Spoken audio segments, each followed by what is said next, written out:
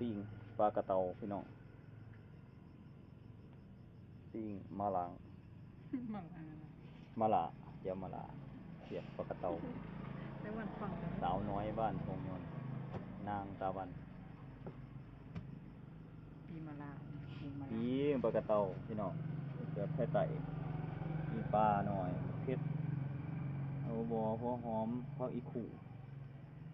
นี่ปลาผักไต่พี่น้องปลาปักซี่สาวหน่อยปิ้งคือสิเสียบสุด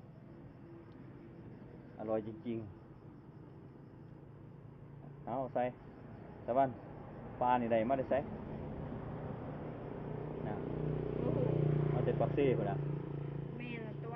แม่นแต่ตัวเนาะปิ้งเบ้อ ตาตกหันมาพลิกตกไปไหนอันนั้นจีบออกแล้วเอา อยู่ ใหม่ ไหนอะ นู่นตะวันเอาใหม่นี่เสียบออกแล้วเอาอมได้ค่ะ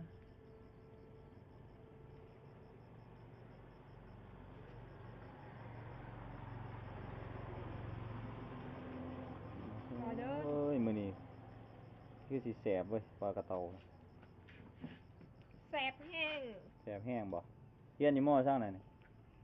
มอเจ็ด ม.7 แล้วโอ้ปีสุดท้ายได้นี่สาวม.7 ยังอีก3 ปี ฝากติดตามเนาะมื้อหน้าสิพาตะวันไปไสเนาะ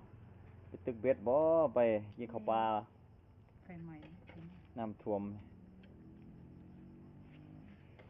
ฝากติดตามเด้อก ดไลค์กดแชร์ติ ไอ้สาวม.7 เนาะ โอเคอ้าวโอ้ได้1 นาทีดีแล้ว2 นาทีเต็มๆเลย อีก3 ปีจะหมด